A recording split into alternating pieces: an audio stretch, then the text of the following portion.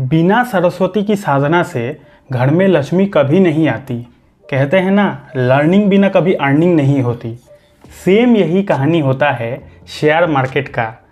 Share market में अगर आपको पैसा कमाना है, शेयर मार्केट में अगर आपको बहुत सारा पैसा कमाना है ना, तो पहले आपको अपना ज्ञान को बढ़ाना होगा, अपना नॉलेज को बढ़ाना होगा।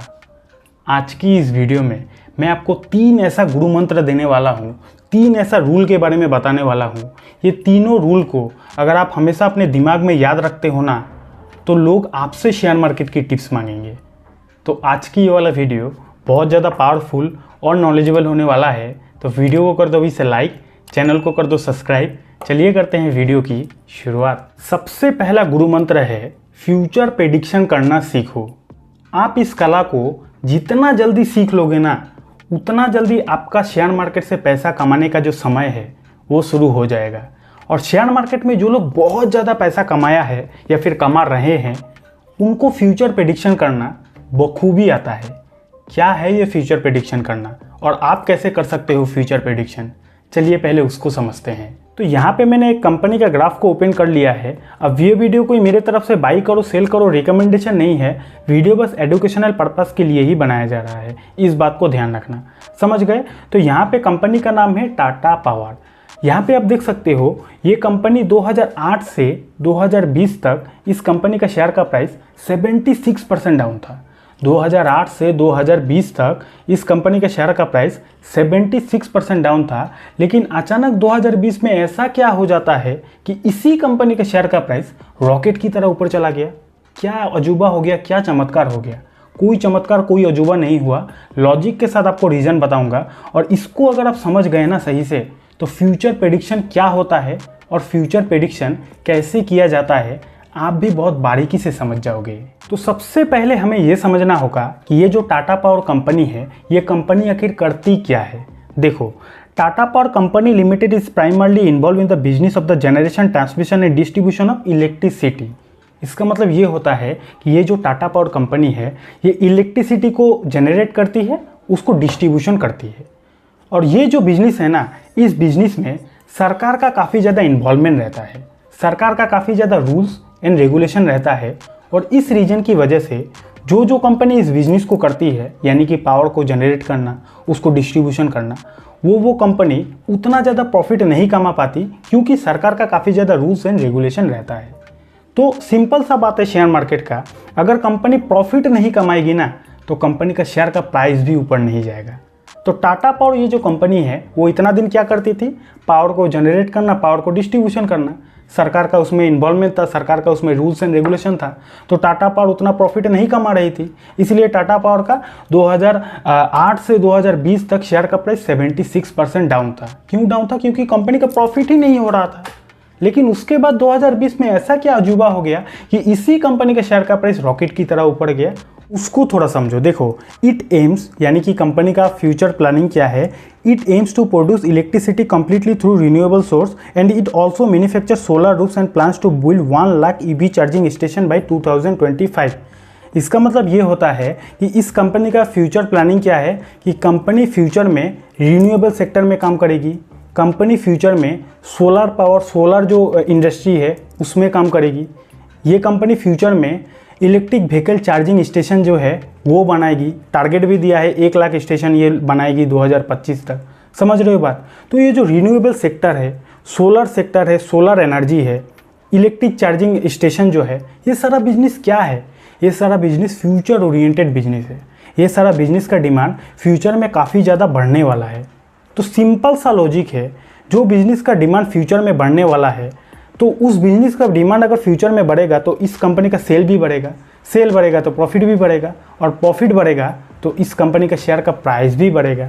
समझ रहे हो बात? इतना दिन कंपनी सिर्फ इलेक्ट्रिसिटी को जनरेट करना और उसको डिस्ट्रीब्यूशन करना, सिंपल इतना सा ही काम करती थी, इसलिए कंपनी का प्रॉफिट नहीं हो रहा था, तो कंपनी का शेयर का प्राइस भी डाउन था। समझ रहे हो बात? तो जब से कंपनी ने रिन्यूएबल सेक्टर में कदम रखा, जब से कंपनी ने बोला कि हम लोग 1 लाख ईवी चार्जिंग स्टेशन बनाएंगे 2025 तक, तो ये सारा सेक्टर फ्यूचर ओरिएंटेड सेक्टर है, और इसीलिए इस कंपनी का डिमांड भी बढ़ गया। डिमांड बढ़ गया तो कंपनी का शेयर का प्राइस भी रॉकेट की तरह ऊपर चला गया। समझ रहे हो बात? इससे आपने क्या सीखा वो ज़रूरी है। आपने क्या सीखा कि आपको भी वैसी बिजनेस में अपना पैसा को इन्वेस्ट करना चाहिए जो बिजनेस फ्यूचर ओरिएंटेड बिजनेस हो, जो बिजनेस का डिमांड फ्यूचर में काफ़ी ज़्यादा बढ़ने वाला है। वैसी बिजनेस, वैसा सेक्टर, वैसी कंपनी के शेयर को खरीद कर अगर आप पैसा इन्वेस्ट करोगे ना, तो फ्यूचर में उस बिजनेस का भी डिमांड बढ़ेगा, आपका पैसा भी ग्रो करेगा। समझ रहे हो बात? दूसरा गुरु मंत्र है शेयर भागने का रीज़न को पता करो। ये काफ़ी ज़्यादा इंपॉर्टेंट पॉइंट है, इसको आप मिस मत करना। देखो, शेयर मार्केट में कोई भी कंपनी का शेयर का प्राइस भागता है ना जब पूरा, तो पूरा पब्लिक जितना रहती है ना, हर कोई उस कंपनी के शेयर को खरीदने के लिए उतावला हो जाता है। मान लो शेयर मार्केट में एक राम नाम का कंपनी है और वो राम नाम का कंपनी कुछ दिनों से पूरा भाग रहा है, पूरा ऊपर जा रहा है, तो जितना भी पब्लिक है ना, हर कोई उस कंपनी के शेयर को खरीदने के लिए पागल हो जाता है, उतावला हो जाता है। अगर आप मेरे सब्सक्राइबर्स हो, मैं आपको ऐसा होने नहीं दूंगा। आपको भीड़ का हिस्सा नहीं बनना है। आपको पहले रीज़न देखना है कि वो राम नाम का कंपनी भाग रहा है, चलो ठीक है, लेकिन क्यों भाग रहा है, आपको पहले रीज़न पता करनी है। समझ रहे हो बात? आपको भीड़ का हिस्सा नहीं बनना। जो कंपनी तेज़ी से भागता है वो तेज़ी से गिर भी सकता है, फिर बोलोगे भाई ट्रैप हो गए। आपको ऐसा होना नहीं है। देखो, शेयर मार्केट में कोई भी कंपनी का शेयर का प्राइस दो ही रीज़न से भागता है। पहला न्यूज़ की वजह से भागता है, दूसरा बिजनेस की वजह से भागता है। हम अगर शेयर मार्केट में आए हैं ना, तो हमें हमारा फोकस रहना चाहिए ओनली बिजनेस पर। समझ रहे हो बात? मान लो शेयर मार्केट में एक राम नाम का कंपनी है और वो राम नाम का कंपनी आटा बनाती है फॉर एग्जांपल। तो सरकार के तरफ से सरकार की तरफ से कुछ भी ऐसा न्यूज़ आ गया कि जितने भी कंपनी आटा बनाती है ना, उन पर अब 5% टैक्स कम लगेगी। तो हो सकता है इस न्यूज़ की वजह से भी वो राम नाम का कंपनी के शेयर पूरा तेज़ी से भाग रहा है। समझ रहे हो बात? आपको भीड़ का हिस्सा नहीं बनना है। अब आप थोड़ा कॉमन सेंस से सोचो, ये जो न्यूज़ है 5% टैक्स कम लगेगी, इस न्यूज़ की वजह से क्या वो राम नाम का कंपनी की ग्रोथ होगी? इस न्यूज़ की वजह से क्या वो राम नाम का कंपनी का सेल बढ़ेगी? आप अगर शेयर मार्केट में आए हो तो आपका एक ही फोकस रहना चाहिए, धंधा, बिजनेस।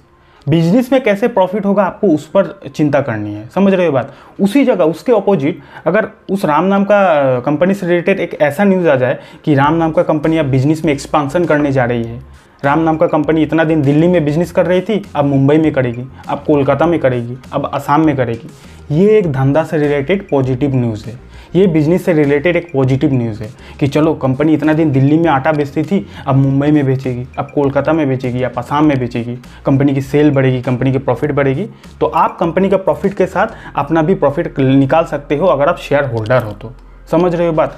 शेयर मार्केट में दो ही रीज़न से भागता है, पहला न्यूज़ की वजह से, दूसरा बिजनेस की वजह से। आपको न्यूज़ के चक्कर में नहीं पड़ना है, आपको भीड़ का हिस्सा नहीं बनना है। समझ रहे हो बात? आपको देखना है कंपनी का धंधा से रिलेटेड क्या पॉजिटिव न्यूज़ आ रहा है। जो सरकार ने 5% टैक्स कम किया, एग्जाम्पल दिया था मैंने, तो वो तो सबके लिए गुड न्यूज़ है ना। जितना भी आटा बनाने वाली कंपनी है सबके लिए गुड न्यूज़ है। तो सबके लिए जो गुड न्यूज़ है उस पर हमें नहीं जाना है। हमें जाना है हम जो कंपनी के शेयर को खरीद के रखे हैं, या फिर हम जो कंपनी के शेयर को खरीदने वाले हैं, विचार कर रहे हैं, उस पर्टिकुलर कंपनी के लिए कौन सा पॉजिटिव न्यूज़ है, हमारा फोकस उस पर रहना चाहिए कि कंपनी की ग्रोथ हो रही है कि नहीं, कंपनी बिजनेस में एक्सपांसन कर रही है कि नहीं। आपका फोकस इस पर होना चाहिए। समझ गए बात? तीसरा और आखिरी गुरु मंत्र है गिरावट का फ़ायदा उठाना सीखो। अगर शेयर मार्केट में कभी बहुत बड़ा गिरावट हुई, अगर उस टाइम आप घबरा जाते हो ना, अब डर जाते हो, तो यकीन मानिए आप शेयर मार्केट में ज़्यादा लंबे टाइम तक सर्वाइव नहीं कर पाओगे। क्योंकि शेयर मार्केट का असली खिलाड़ी वही होता है जो गिरावट का फ़ायदा उठाना जानता है। फॉर एग्जाम्पल दे रहा हूँ कि सोने का 10 ग्राम सोने का दाम है 50,000 रुपया। अब कल कुछ ऐसा न्यूज़ आ गया कि वही 10 ग्राम सोने का दाम 20,000 रुपया में मिल रहा है, तो क्या आप उस टाइम घबराओगे? क्या उस टाइम डर जाओगे कि सोना का दाम इतना कम गया, मैं तो डर गया? या फिर आप मौके पे चौका लगाओगे? समझ रहे हो बात? यही तरीका आपको शेयर मार्केट में भी अपनानी चाहिए। आपको गिरावट में डर के भाग नहीं जाना, आपको गिरावट का फ़ायदा उठाना चाहिए। लेकिन मैं मानता हूँ अगर आप शेयर मार्केट में नया हो तो इस टेक्निक को आप स्टार्टिंग में नहीं कर पाओगे। तो आप लोगों के प्रॉब्लम के लिए ही मैंने एक डेडिकेटेड वीडियो बनाया है, जहाँ पे मैंने बताया है कि कैसे शेयर मार्केट में गिरावट में फ़ायदा उठाया जाता है, कैसे आप रेगुलर पैसा कमा सकते हो। शेयर नीचे जाएगा आप खरीदोगे, शेयर 10% ऊपर जाएगा बेच दोगे, फिर शेयर नीचे जाएगा आप खरीदोगे, फिर 10% ऊपर जाएगा बेच दोगे। इस तरीका को पूरा डिटेल में मैंने समझाया है एक पर्टिकुलर वीडियो में। अगर आपको उस वीडियो को देखना है तो ये लेफ्ट वाली वीडियो पर क्लिक कर देना। ये वाला वीडियो देखने के बाद आप स्विंग ट्रेडिंग करना बिल्कुल बारीकी से सीख जाओगे।